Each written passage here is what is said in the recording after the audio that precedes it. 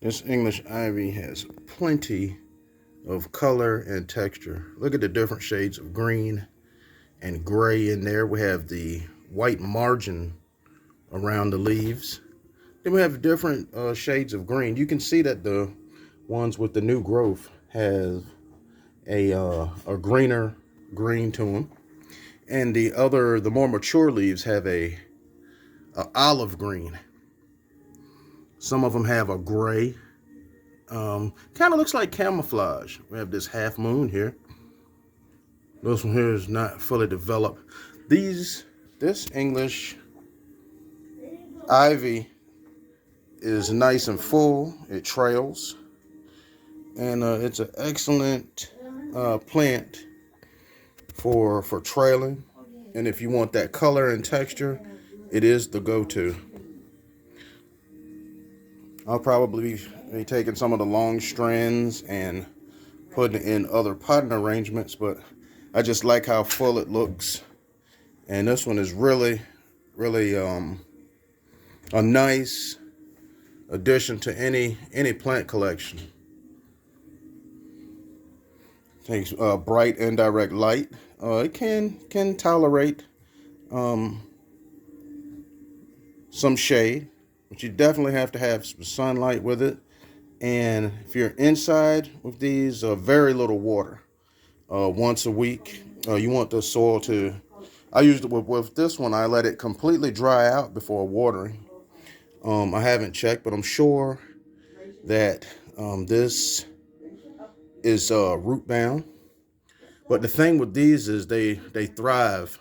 They thrive because this plant will get the most out of any amount of water that you put in when you water it.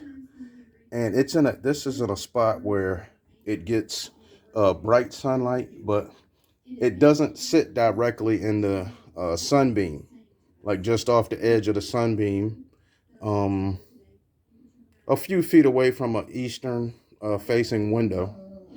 And I've had no complaints at all. They don't really put up a fuss or anything. I like them because the tendrils, well, I just like the way they trail, the way the spacing on the leaves are, and the fullness of it. This is the fullest English ivy that I've ever had, and I'm very happy with it. Okay, so let the soil dry out between waterings, medium water, and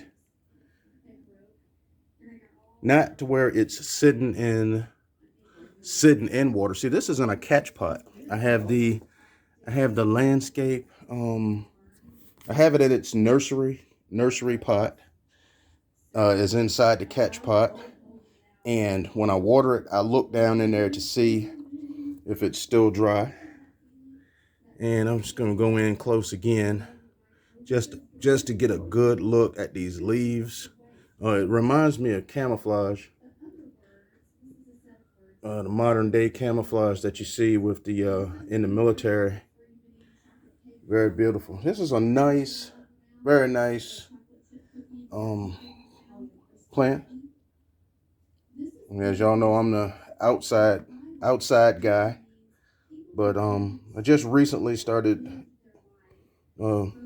paying more attention to house plants inside, and this is one that I really, yeah, it's very good. And these leaves are smaller than you usually see with the English ivy. This is one of the exotic angel plants. They call it the mini Adam ivy.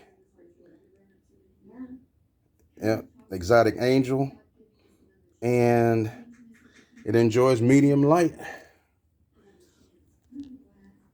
Medium light, just outside of the sunbeam, without direct light.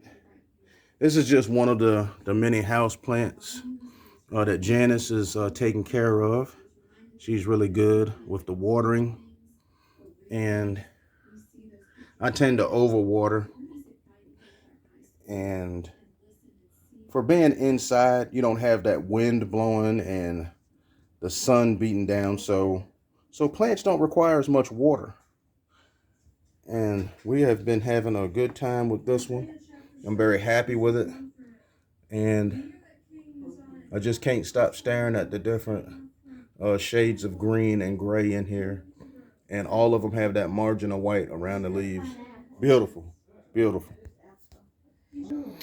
I did an English ivy video last year for that I got from one of my nurseries in the area.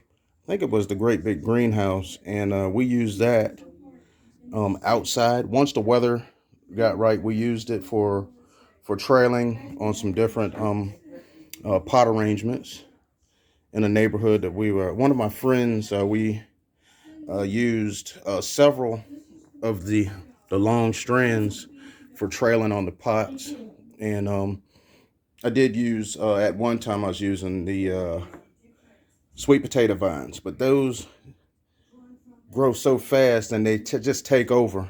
And when we're away for a while, the that sweet potato vine would just completely engulf the flower bed. So we switched over to the English ivy, which is it's more elegant, and it just has nice color and texture.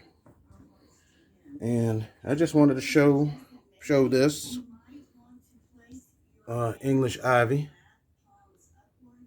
They do great outside too, but being that this was acclimated indoors, it's been in a greenhouse the whole time, and inside the house, this is definitely going to stay here and just keep looking pretty. Just keep pretty. I think I pretty much covered the care tips on this. If I missed anything, just let me know in the comments down below, and share with me some of your tips and tricks and what you do to get the best performance out of your English ivy. Thanks for watching. Enjoy your day.